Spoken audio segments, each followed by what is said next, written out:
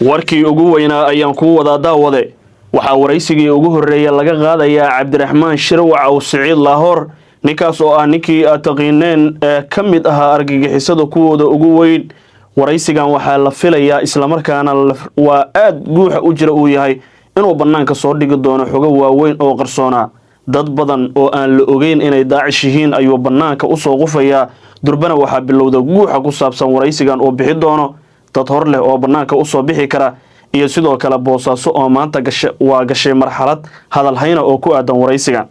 dhinaca kale waxaan soo gudbinaynaa Puntland oo loogu baaqayo in waraysigan xogaha ku jira ay marka hore isku shaandhayso isla markaana ay tafatirto maadaama ay ka dhalan karaan xogo waaweyn ama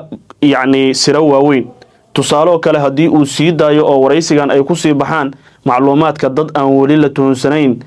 isla markaana macnaha aan ku jirin gacanta laamaha amaanka ama meel muuqata aan ku jirin taasi waxay sahlaysaa inay sii baxsadaan isla markaana ay baxsadaan talooyin la bixiyo iyo waraysigan xasaasiga ah ayaan saaxiibayaal idin soo gudbinaynaa sidoo kale qodobada kale waxa ku jira ee aan idin hayno marka laga tago waraysigan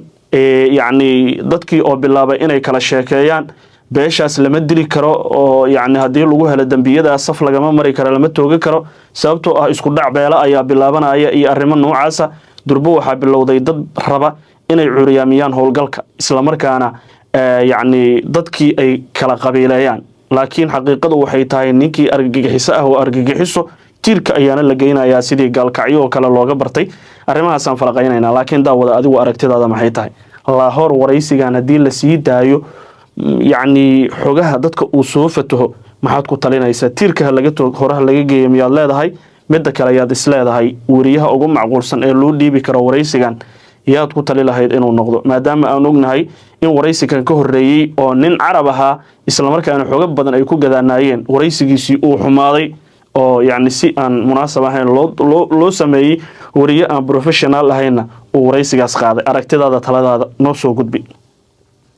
waagaag saaxiibayaal waxaan ku bilaabayaa ninka halkan aad ka aragtaan waa Cabdiraxmaan Shirwac oo Siciid Lahore ninkan waa nin halisa isla markaana hore loo xukumay dil toogasho loogu xukumay isagoo maqana ah ninka waa ninkii xitaa isku dayay inta dadkii kale ka tagay inuu Siciidani madaxweynaha Puntland oo dilo kadib markii miino uu u dhigay xilli uu meel ka soo baxay meel wada miino u galshay laakiin fadliga Ilaahay uu ka badbaaday dhawaan waa saddexdii bishii aynu ku jirno waa bishii saddexdan bishan saddexdeedii ayaa gacanta laamaha amaanka ee Puntland uu soo galay inta kadibna xabsiga loo taxaabay xukun sano hore uu ahaa hadda waxa la leeyahay marka guux weyna soo baxay oo ah ninkan in waraysigii ugu horeeyay laga qaadayo wariyihii waa diyaar la leeyahay yuu yahay lama yaqaan sidoo kalena waxa la filayaa inuu xogo waaweyn bixiyo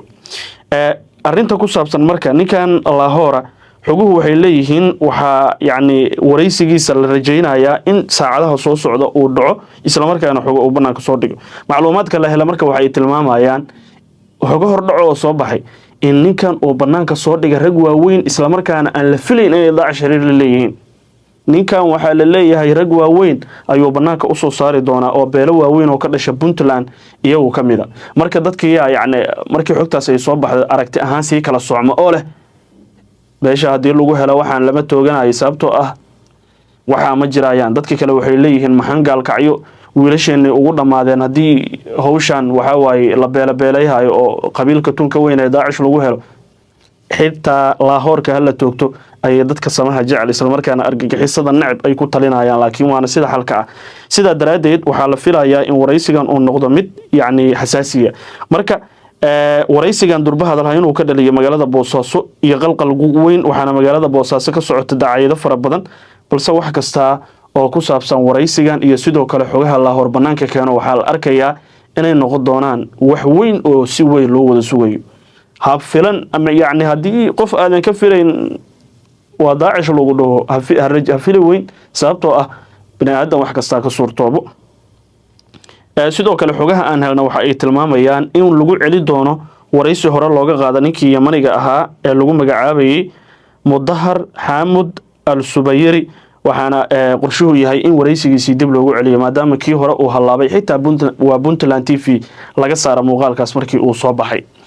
marka wax kasta filo xog weyn soo socota waraysigan ayaana soo baxaya dhinaca kale dadka arrimaha ammaanka iyo howlahaas ku takhasusay iyo sidoo kale dadka waaye aragga ah waxay durba maamulka Puntland u dirayaan fariimo ah in waraysiga la xakameeyo xogaha ku jira maadaama dad la qorsheynayo in la soo qabto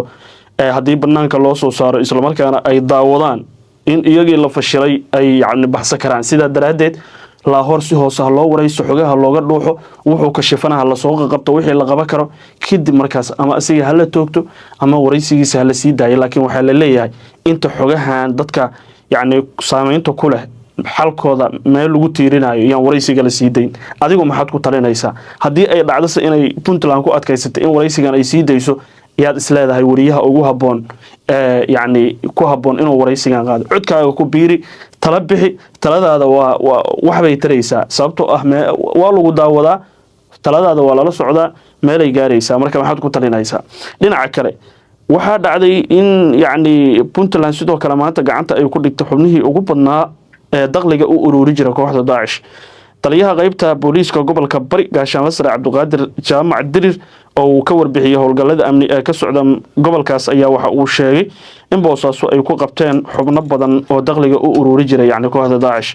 gaashaan Sare Cabdiqaadir Jaamac Dirir ayaa faahfaahin ka bixiyay howlgalladan isagoo tilmaamay in ciidamadu ay gacanta ku dhigeen xubno lacagaha ama canshuur ugu yeer ama baad ugu yeer ay yani kooxdan ka qaaday jirta dadka masaakiinta ah waa hagaag saaxiibayaal adiga aragtidaada dib waxaan ku soo gunaanadayaa abwaan tiriyay gabay dab iyo holac oo uu ku taageerayo ciidamada xaqdarka Puntland laakiin adigu aragtidaada maxay tahay maxaad ku talinaysaa waraysiga sidee ayaad u aragtaa